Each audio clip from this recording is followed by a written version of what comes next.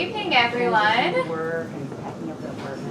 and welcome to Greenlight Bookstore. My name's Josie. I'm the Events and Marketing Manager here at Greenlight, and we're so excited tonight to be hosting our event with Zachary Lazar, presenting his new book, The Apartment on Calle Uruguay. He will be talking with Ladee Hubbard, so you're in for an excellent evening. Before I turn things over to them, just a few housekeeping things. If you could silence or turn off your electronic devices, that would be great. We also ask that masks are worn for the entirety of time in your space this evening, unless you're presenting up here. We also have signed books for sale tonight at the register, and if you'd like, Zachary will be personalizing the books right here afterwards. And we're also recording tonight's event, so assuming all turns out well tech-wise, we'll be sharing that on our YouTube channels in the days to come. So now on to the good stuff. Our interviewer for this evening is Ladee Hubbard, author of the short story collection, The Last Suspicious Holdout, as well as the novels The Rib King and The Talented Ribkins. Her writing has appeared in publications including Oxford American, Virginia Quarterly Review, Calle Uruguay, and the Times Literary Supplement.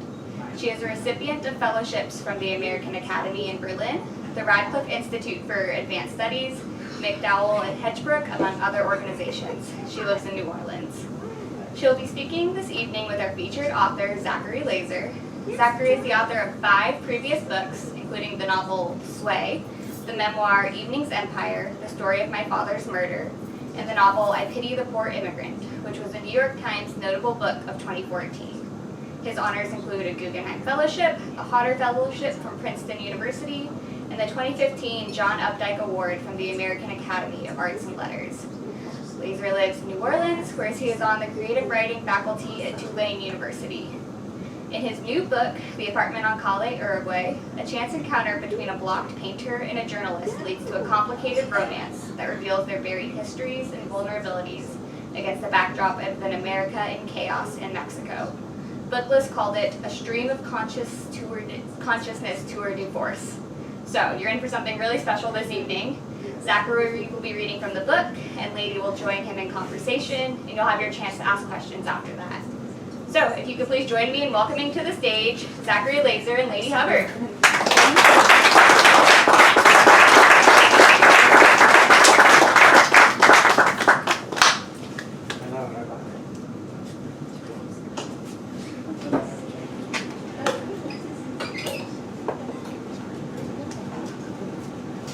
Hi everybody, thank you for coming.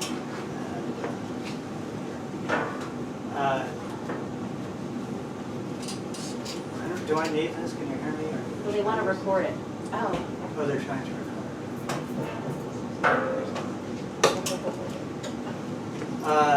Thanks for coming. Thank you to Greenlight for hosting me tonight. I just want to talk a second about the book. It was a book that I didn't plan to write. It was sort of a book that I wrote in the midst of feeling, I don't know, a lot of strong futility, and I was very depressed. It was well into the Trump administration. It was before COVID, but it was deep Trump. And I just started writing that book to kind of give my brain something to do with itself other than, chew on this daily news feed of shittiness. And it came out to be a book that I really like, actually. It was just sort of like playing a musical instrument a little bit. I just sort of got on and started playing it, and it went places that I didn't really predict. And it had a lot of randomness in it, which is sort of one of the themes we're going to have. The randomness in terms of what the story's a love story that is very tied to the events that happened historically in the last few years. And so stories take place over time, and so there were intersections of the story where I had to sort of figure out what would be happening in the news usually during that time, and sometimes that news would be extremely urgent And so it would affect the story in ways that I didn't plan, but that were part of the project. I'm going to plan to do 3 of these books. God help me. God help the world, perhaps. But anyway, I've written 6. This is my 6th book. So you kind of, after that, you have a body of work, whether you want to call it that or not, and you can see what that is, and you can't predict what that was going to be. When I was 20-something or other, there's no way I would have predicted that the body of work would look like this body of work. Here's Tom Miller. So you sort of, in a way, I find that it's a way of keeping a kind of diary or something. Like this is what I've been thinking about for, Jesus, more than 20 years. What is the link? I mean, so I used to think that the link was violence, like that was my subject, violence. And it is kind of my subject in some ways. All the books sort of interrogate violence. But the other thing I noticed this time around was that violence is kind of like maybe like a subsidiary of some other things. And I think above that is this theme that runs through all the books of history and how the moment and place that we happen to be born into and live in has an enormous effect on what our lives are going to be. It shapes our lives. And that seems to be a big theme in the books. Individuals who are very specific. We're like these little globules of blood for everyone's different. We're snowflakes. And yet we express ourselves in a certain time and place. And there's no way we exist without the time and place. There's no way we find out who we are without the time and place. So that seems to be a theme in it. And the other thing I've noticed is that history, if you step really far back, pan out, so to speak, you end up thinking about something really abstract, which is time and space. And that seems to be a theme that more and more is in there. And I feel like it's a marker of progress for me. Like I can see, okay, now I'm dealing with time and space. Like I'm okay with that. Like that is that's some heavy shit. So if I spend my life like working towards thinking deeply about time and space, it's not been wasted, I don't think.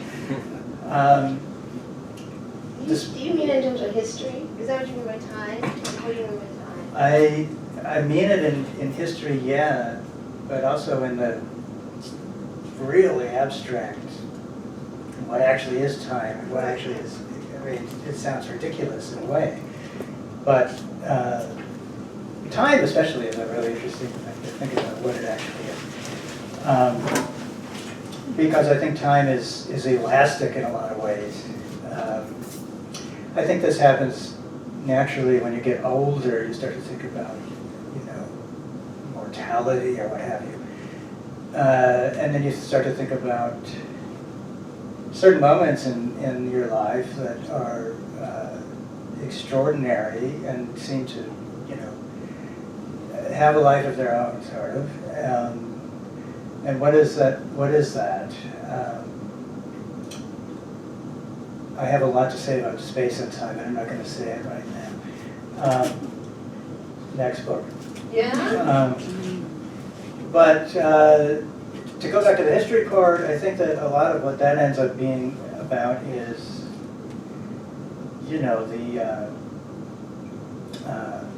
the contingency or whatever of being born into a time and place and living your life in that time and place and being shaped very much by that time and place. And that is sort of random, I think. And so randomness is also a thing in the book. And the first paragraph of my book that I'm going to present tonight with Ladee. Oh, I wanted to say thank you to Ladee for coming here. Ladee flew all the way from New Orleans just today. Her daughter Issa just graduated from Tulane this weekend. And I should also say that Ladee's about to start being my colleague at Tulane, so we're like Tulane is in the house, and Bernice is here too, and Oh, Tom yeah. Beller. A huge chunk of the Tulane world is here. We probably outnumber everybody else. Anyway, randomness. As you can see from my speaking already, randomness is a theme for me. I'm going to read the first paragraph of the book, and if you listen carefully, you will hear that there's a theme of randomness that emerges in the first paragraph of the book. And then what I hope to do is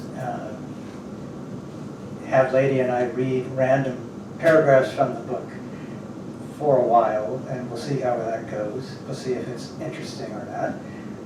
But I bet it's going to be interesting. And, oh, I'm supposed to be at that podium, maybe. Do you want the book or do you want to go I over can there? just have the Thanks.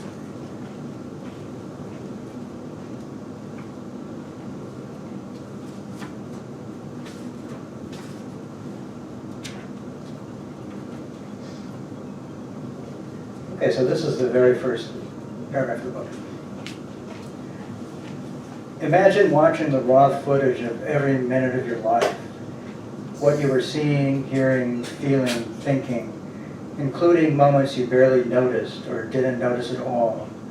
Then imagine entering that stream at random and trying to recognize where you were, what was happening. Would what had seemed important still seem important in the same way? Would what had seemed trivial or had never even registered seem rich with interest now that you were viewing it so close up and with such urgency? The flash of life from dead matter, mineral to plant, plant to animal, animal to human with mind and soul, or at least the idea of mind and soul. There were all these miracles presenting themselves every second of our lives. And then there was the destructiveness of that summer, that year, the years to follow. So this is 2017, I think, in that moment. It is the beginning of the story, which, researching it, well, figuring out the timeline of the story and then figuring out what happened when, and how long the timeline was, it meant that I didn't choose a lot of the background information, but the background information in this point of the story is Charlottesville. And that became, obviously, something the characters had to reckon with, and something the characters had to deal with in their little love story. And so there you have kind of an example of randomness, I think. So is that referring to Charlottesville specifically? Is that what you mean? That wasn't, it was more referring to the Trump administration as a whole. As a whole. Yeah. And I think throughout the book you sort of, it's not in the foreground as much as it is in the background, but you see it unfold. Right. Yeah. Right. Yeah, because your book doesn't seem random to me at all. Like there's very little that felt random in it. Do you know what I mean? So that's interesting that you're, and I see it's right there in the beginning. You're evoking that. So I mean, maybe it's a sense of the era and what. I mean, obviously, we're still living in it in terms of that kind of violence, right? Yes, we are. I think the randomness, though, has to do with how we manage to go about our lives, nevertheless. That cluttered confusion of sort of, well, here's an incoming, the news, Right. or here's some shit that you see in real life or experience in real life, and then, oh, but look, that's beautiful over there. You know, it has been a very confusing time in that way. I think continues to be. Yeah. It's like there's some kind of disjuncture, right? Yeah. Between, in terms of what the nature of reality is almost, right? So it's like some things are very close and in focus and other things are sort of happening in the background, but they obviously are part of that reality. Yeah? Yeah.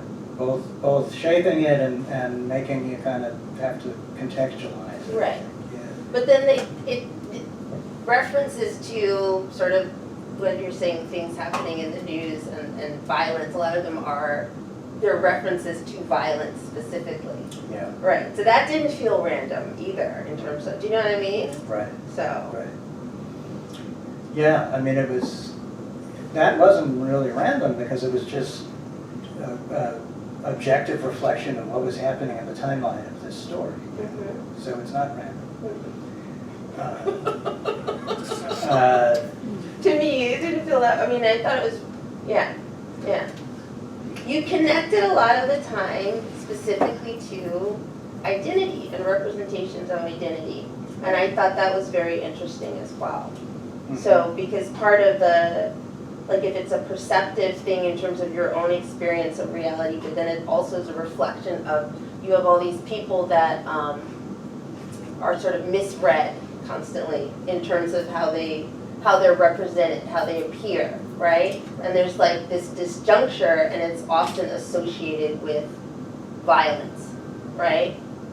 Yeah. Yeah. Very interesting to me, I'm sorry. Yeah. Well, Ladee, did you experience those years as different from previous years, or what? I think for me, it felt like a heightening of certain things, but not, I mean, no. Right. Yeah. It wasn't a completely different world. No, Yeah. no, it didn't feel like it came from nowhere, do you know? Right. So that's what I would say. Yeah. And in some ways, this sounds weird or perhaps terrible, but I just feel like I wanted to ask, one of the questions I asked you was about Baldwin and the specific references you made to Baldwin, but, and that quote about the crime of innocence and stuff like that, it just felt like there was so much obfuscation in terms of tensions and sort of violence, right? Like not sort of coming out and being represented, so in a way, it was like, there it is, do you know what I mean? Like it just seemed like it was much more, I mean that sounds, I don't mean that in a trite way, but in a way it's like, in terms of Trump, and because I remember a lot of people being like, how did this possibly happen and stuff like that. So, yeah, because it felt like it came from something that was already there in the culture, going on in the culture. There's a lot of violence that was not represented, I guess, at all, but it was still happening, yeah. Got it. Yeah. And this sort of made it a little more obvious to everybody. Yeah. All right, Ladee. I'm gonna make you read a random passage. All right, I'll read a random passage. Because every paragraph is brilliant and chock full of genius. Okay. Do you want me to just read? Okay. In just one passage. Really? Okay. Here's where I am. All right. 4 That'd be the worst paragraph. No. 4 young women, overdressed as if for a rock show, were playing pool at the table next to where we sat. One of them I now recognize as my neighbor Diana's daughter, whose name I could never remember. She acted sheepish about my presence there, turning away each time I tried to make eye contact. Then a young man in a yellow hoodie and a black ski cap came stomping in towards the pool table and shouted, "Iguodala," or something, holding his beer glass like the end of a cane, leaning back and howling in his long black shorts.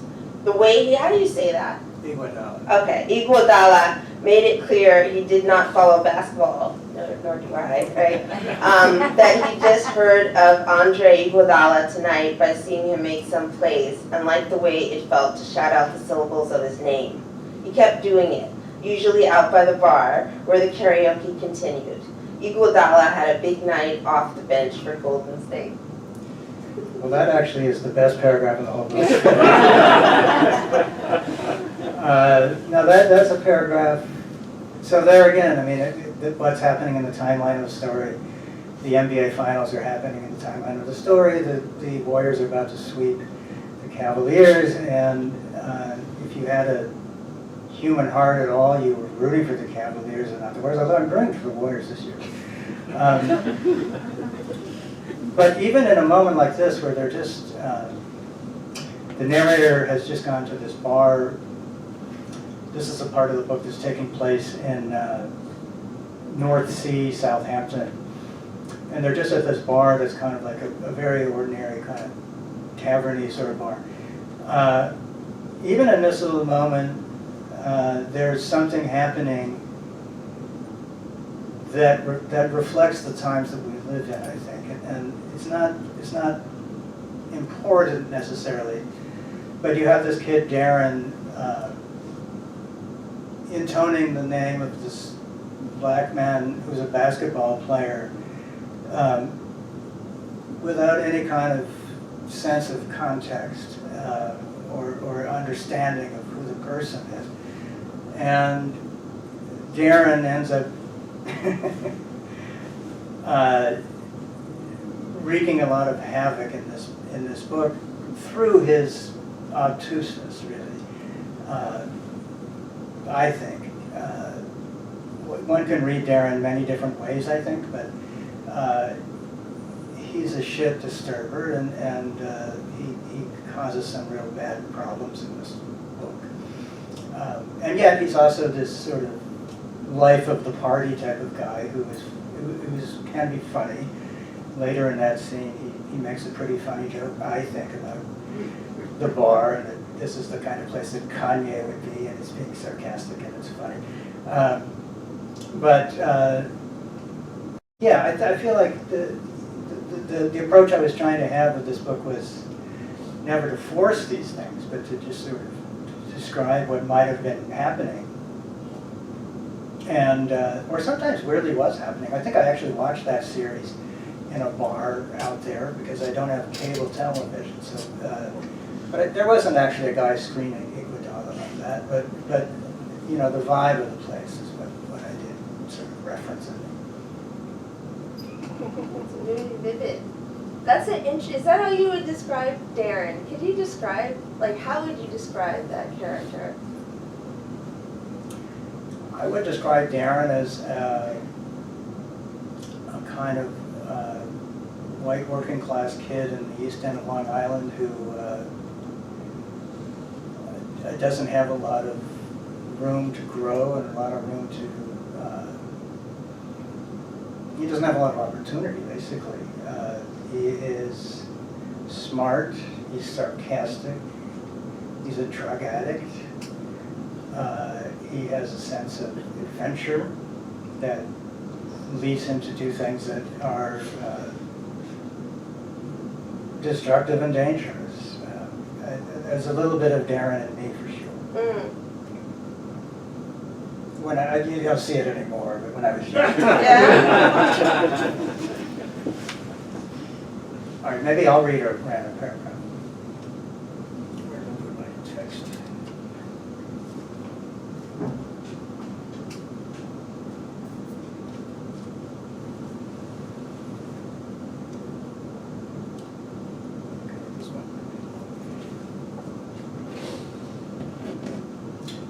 Okay, this is a random paragraph.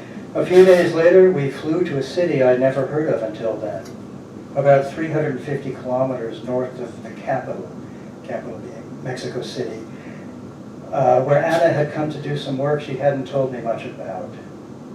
After a long drive from the airport at night through nothing, then through a clogged neighborhood of improvised shops and food stalls under stark lights, we descended into what looked like a mining tunnel.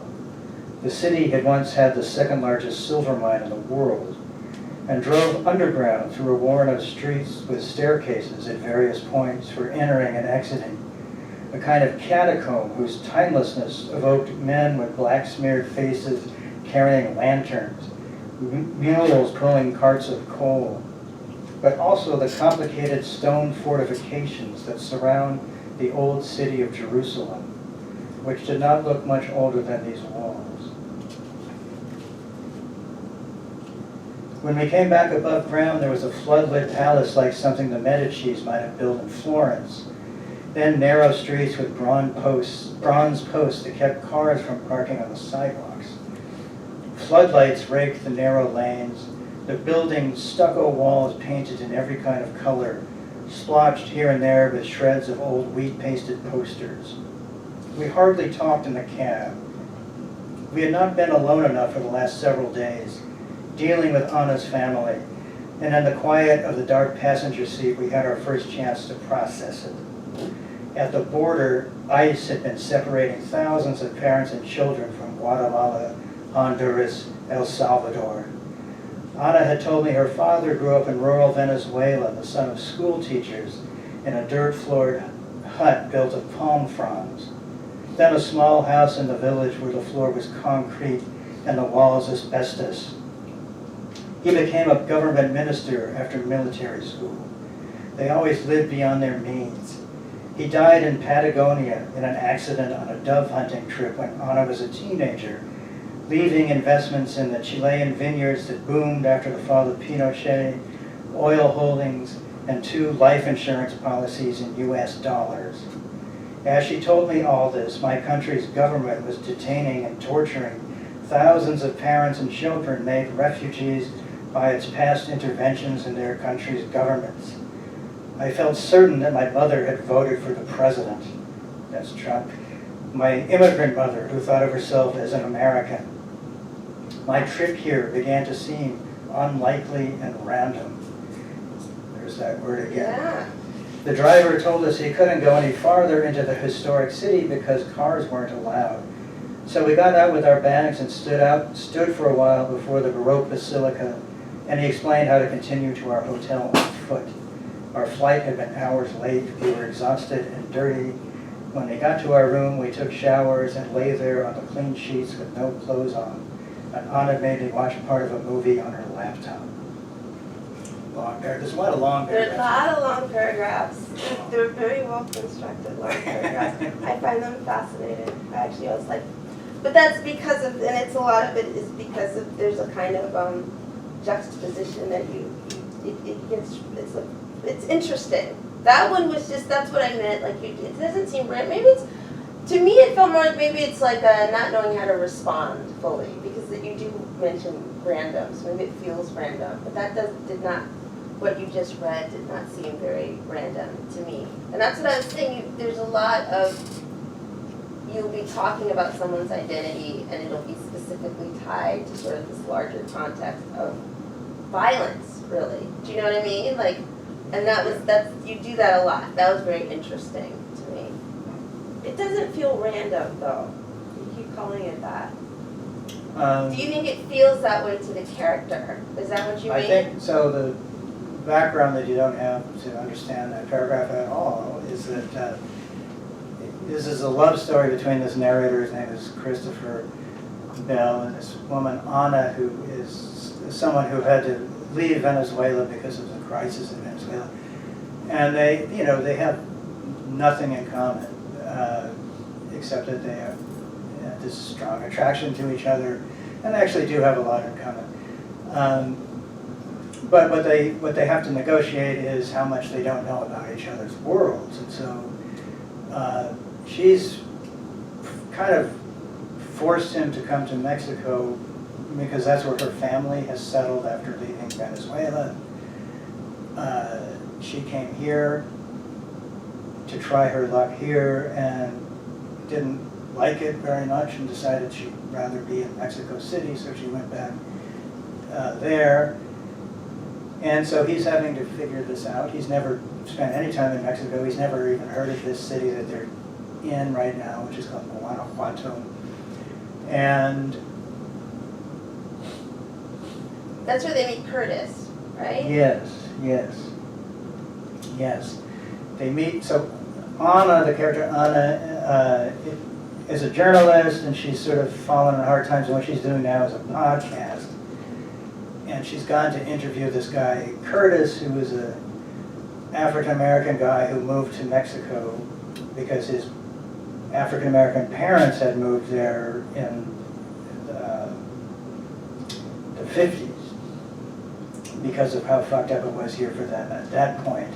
And they built this hacienda outside of Guanajuato. This is the germ of the real book. This was a real person that I met. It's not a huge part of the book, but his story, when he told it to me, was really interesting to me. And I was thinking about ways to make a story, a novel out of it, and I sort of was working on that. You know, and then Donald got elected, and I was like, nah, I'm not going to write this book. It's too topical. You were writing about Curtis, like from. Yeah. I never got real far with it, and I kept kind of building up these, you know, plot summaries, outlines that also didn't really have much life to them. You know, they just didn't work. And so it just ended up changing into something else. Well, that's interesting. Can I ask you, how did you come up with what was going on in terms of how you came up with the main character? Like if it worked better to change the perspective, right? Like how did you arrive at that decision? I think. To Chris. Yeah. I wanted Chris to be, you know, sort of alienated from this place that he was living in because of his ethnic identity. And you know, that was a lot of trial and error too, and some failing. And eventually I settled on making him, you know, this sort of Arab Israeli who nobody can relate to there's no kind of group that he can fit into. And that's a certain kind of special problem that he has to deal with because he doesn't have any kind of cultural mooring, you know what I mean? Mm-hmm. And so he doesn't have that to fortify him. Which I thought was kind of an American, I mean, that seems to me like a large part of the problem, honestly, with how we got where we are. Is it a broader American problem, or what do you mean? You have to. Not the identity stuff as much as the lack of kind of a cultural nutrition that people need and aren't receiving, I think. Does that make sense? A cultural nutrition. I'm trying, no, in terms of why he feels alienated and so I'm trying to connect between the two things in the character. Yeah. Connect, you know? Yeah. I mean, I think that he feels a bit starved throughout the book. The relationship with Ana is sort of nutritive, restorative. But when we first meet him, he's kind of sort of a shell in a way. Well, he has a wife that his wife died. So Passed away. Right. So Yeah. he's grieving, right? Mm-hmm. So that's how I interpreted that in relation to that relationship, as opposed to being like an inherent feature of his. Do you know what I mean? Like his being, the way he walks through the world is as a shell. I thought that was a reaction to that. To the what? To like violence. It's like Yeah, someone yeah. dying. So Yeah. So. Yeah, I think he's dialed into the societal violence in a way that is leaving him very isolated, I would say. Yeah.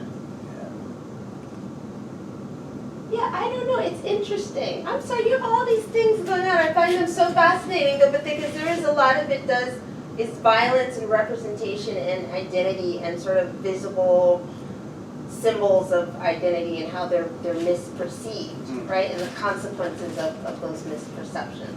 Do you think that there's a difference between, or just the idea? I think you say it at one point in there that there's something violent about the implications of identity itself.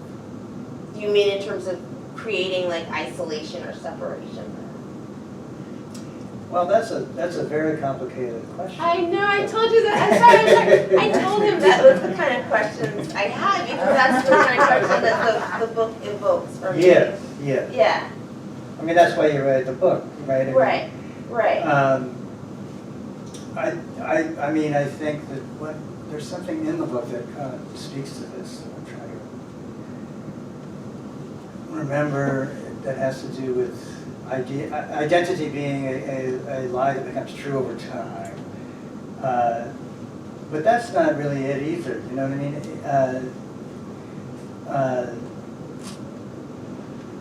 The way that we bracket ourselves off from one another in this country seems to me violent.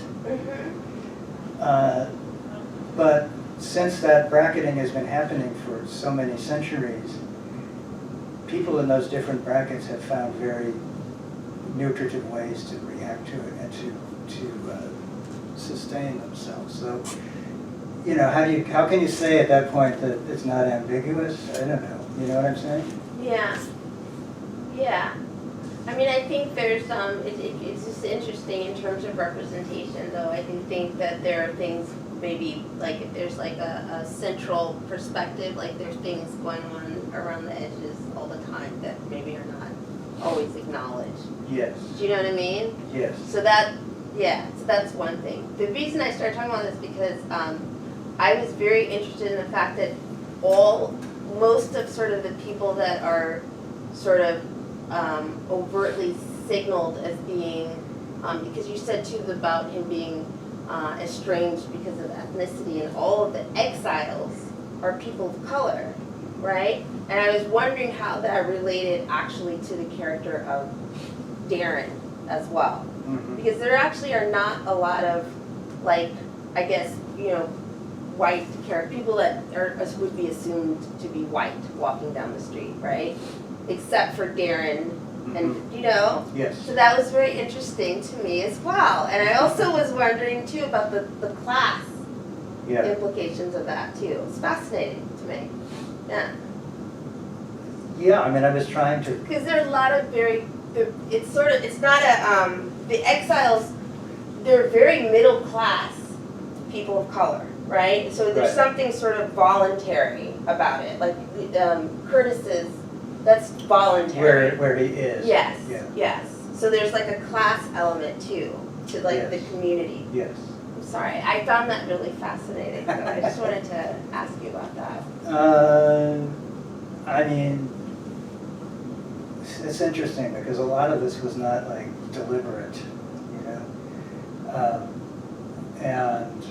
But that's what I mean. So maybe it's like deliberate because it wasn't deliberate. Maybe that's why it feels random, because it doesn't read, to me, it did not read, nothing nothing seemed to be particularly random in the book, do you know? Mm-hmm. It all seemed to be very sort of intentional and sort of feeding off of different elements that were in it as well, do you know? Yeah, well, in a way I'm glad to hear it, because you're a reader that is, you're coming from a place of interpretation in a lot of ways,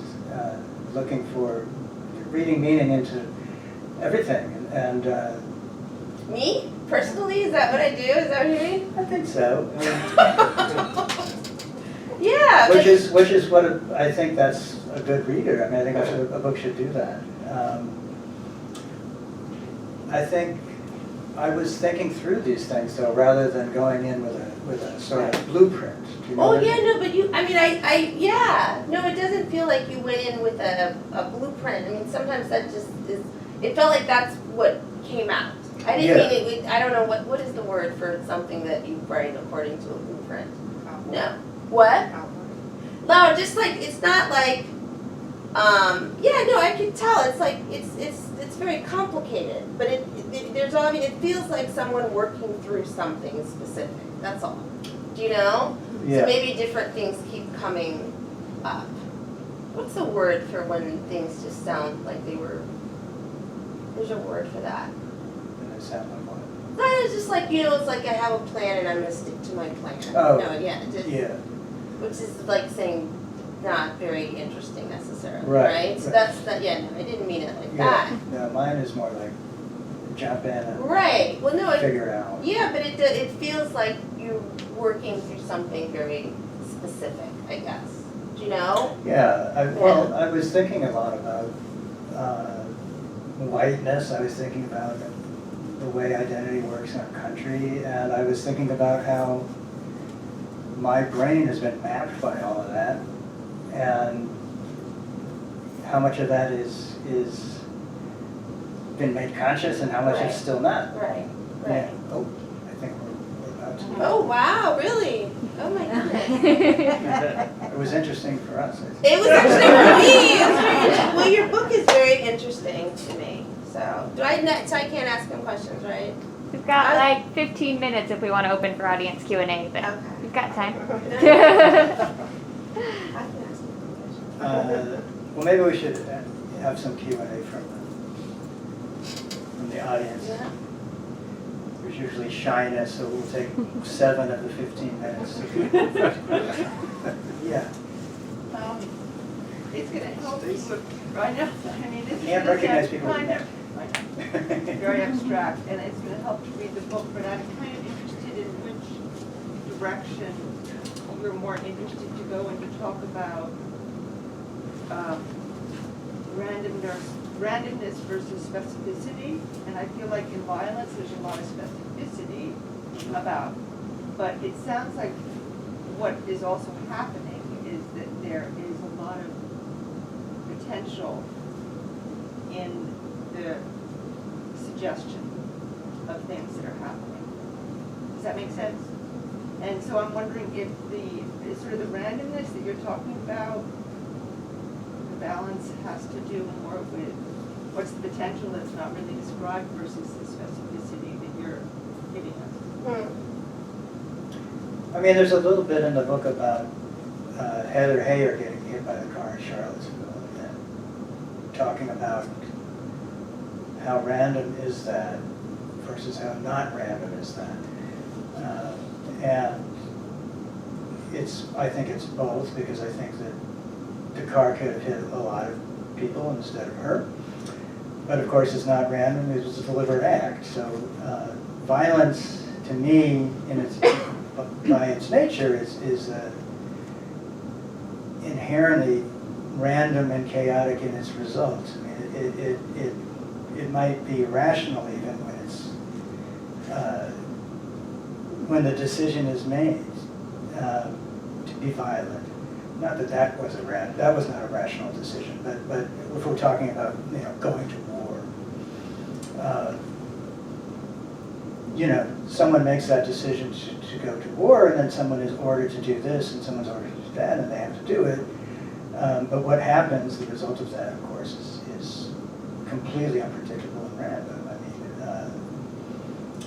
most people in wars can't actually shoot anybody because we're really not wired to do that. So the percentage of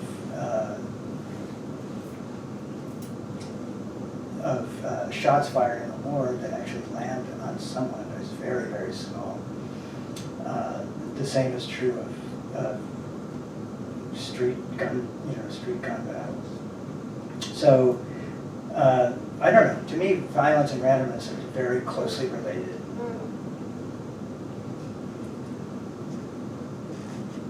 Does that answer your question, Lisa? Yeah. Yes. Tom Beller. I'm going to fulfill the need that every one of these has a remark. And this isn't really a question, it's a comment. But sort of picking up on Ladee's remarks about the issues of class that were floating around, I'm so delighted to have been introduced to Darren in that vignette, because it's so vivid to imagine this guy saying Iguodala in this sort of jokey, mocking, contemptuous, that seemed to be some of the tension even in that one paragraph. And that team was nicknamed the Hamptons Five because they had recruited Kevin Durant like a stone's throw from wherever this scene was set, and a series of these like multinational corporation individuals basically. And that just seemed like a fantastic juxtaposition to have. See, there's the randomness again. I don't know, what, randomness and coincidence, I don't know. Serendipity. Serendipity, yeah, serendipity. But my own real life has been so bizarrely implausible and so much ridiculous, unrealistic shit has happened in my life that I kind of embrace that more and more. Coincidences and things like that. I don't worry about them. Realism is kind of, if you can make it seem real, I think that's the task. But that's the hardest. But that actually is what I've been doing for all these years, actually, is taking things that are extremely far-fetched that actually happened and making them seem plausible, you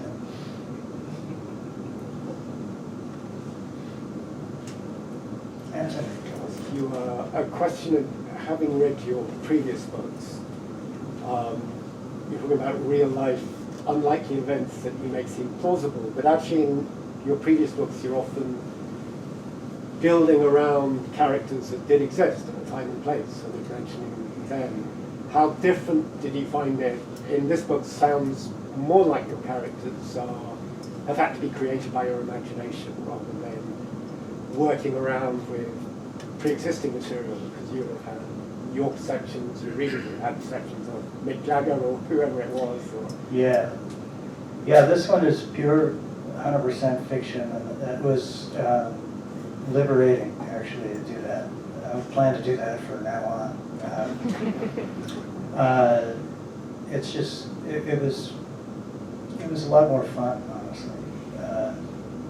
This book was a pleasure to write in a weird way. As grievous as a lot of the stuff in it is, it was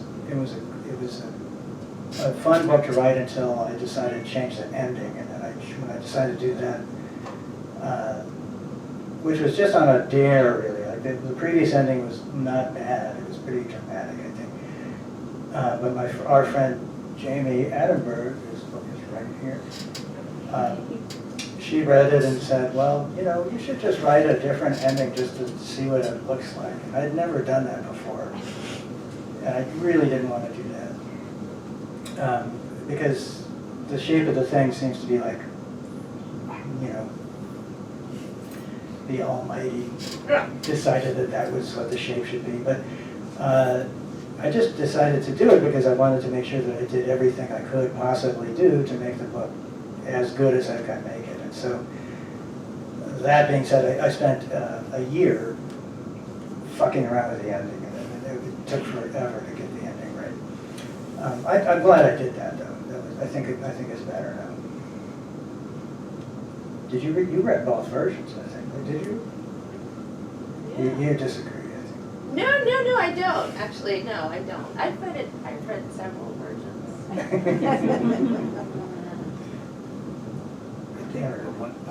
One thing I was thinking, I haven't read this book yet, but when you talk about randomness and sway and vengeance and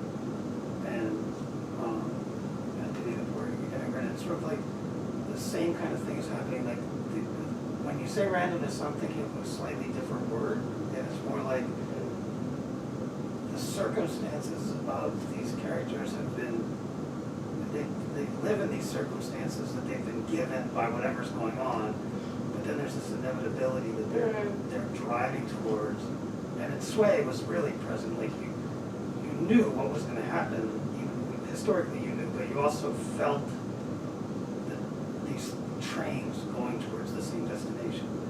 But partly because of the random things that happen to these people, or I don't know if random is the right word, but is that kind of what's happening here? Like all this shitstorm of news that we're getting and all the violence and everything is in our heads, even if we're trying not to be in our heads, and shaping how we're moving through the world.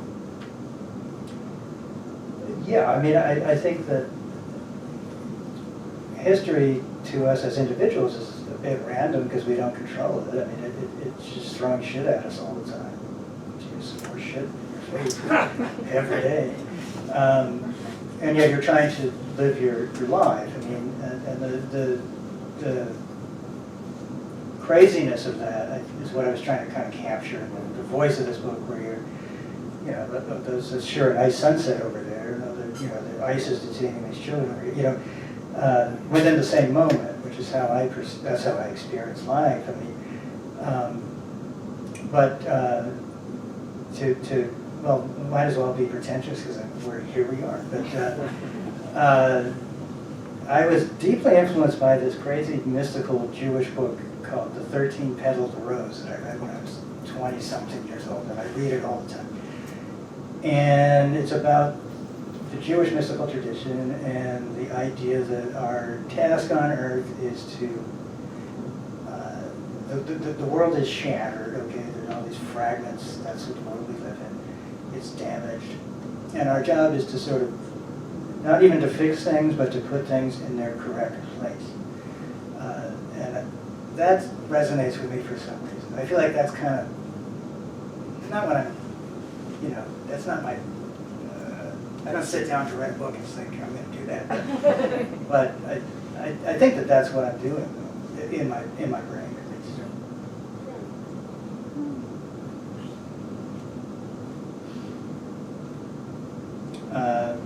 How are we doing? One or two more questions?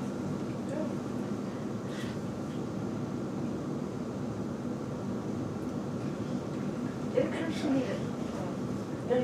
occurs to me that what you were thinking of before is intentional. Maybe that's what you were thinking of. Oh, in terms of the, yeah. Yeah, in terms of. Well, maybe it's your subconscious is, coming out when you're, because there does seem to be a certain intention.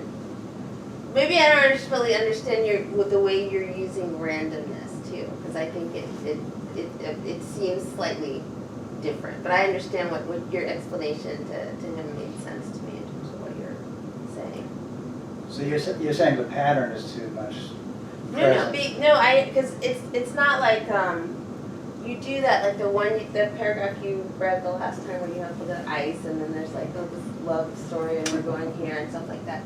That felt very intentional to me in a sense. But I mean, maybe it's your subconscious. I'm not saying like I'm going to do this every paragraph or every 5 paragraphs. No. I mean like that, but there's something maybe that you're working through that comes out in a way that does feel like it has pretty consistent intention to it.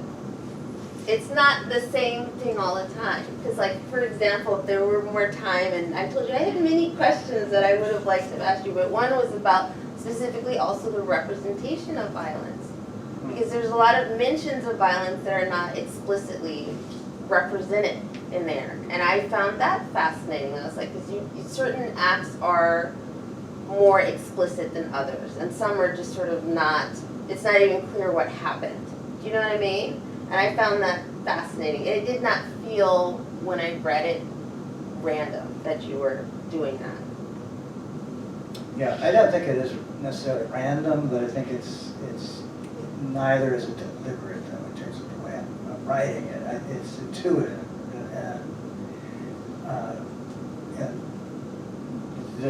I think that's part of why I do it, is to sort of see what I spit out and to evaluate that. Right. Well, not while you're writing it, but you've already written it now, so that's like a different. You can tell me like when you read it. I don't understand if it just comes out in a certain way. And I know it's like programmatic or whatever the word is for that. Yeah. But you've written it, you edited it and stuff like that. So these are like conscious decisions that you're making, though. Do you know? I was interested why you included his ex-wife. He was an artist also. The text. And that it's the way he the character sort of manipulated to read the text that accompanies her art book about, what is it, 1,000, what is her book about? Oh, she wrote this artist book that's sort of this apocalyptic thing. What was her art project? What is it called? Yeah. It's called Darkadia. No, the cop specifically that you were. Oh, yes, the reason she might have been deliberately murdered, although it's ambiguous, is she's a black artist and she did a show called Millions of Dead Cops, which is a punk rock band from my youth. And so, you know, that was push some buttons probably. But he doesn't know if she was killed or not, if she was run off the road or. I don't think he does know. Yeah. I mean, I think we've seen stories that we, you know, where we don't know. Right. Anyway, I'm sorry, I have a lot of questions I will have to ask you, but I found that just because they are both visual artists, and again, there is so much about sort of representations of identity, and like Ana, who's, you know, is often, people just assume she's Mexican when she's not, right? People don't know what they're reading when they look at other people, and that seems to be like a big issue in terms of, yes, with a lot of violent implications often. So I was very interested in the specific acts that are like overtly represented in the book versus the ones that are sort of like talked about, or do you know what I mean? Mm-hmm. Yeah. Well, I mean, part of that is just, it's a first-person narrator. You didn't see all of this stuff. You saw stuff that happened to him. Yeah? What do you mean? No, I know, but I'm saying you could, yeah, that's a choice though too, to like how if you leave it so that it stays ambiguous what exactly happened in the situation versus if you represent it and go into more details that make it seem, do you know what I mean? Yeah, there are acts, even like what happens to Ana when she's talking about being kidnapped, doesn't really get into what happened. I mean, you know, you could have chosen to have her like tell him in much more detail what happened, but it's not, right? So just compare to, yeah, the specific way that violence is represented. Anyway, I'm sorry. I really enjoyed your book, Zach. I thought it was very fascinating. It was really, really fascinating, and I really enjoyed reading it. It was great. So. Well, In thank some. you. I will put more violence in that. No, it's very interesting. Thank you for doing it. Thank you all.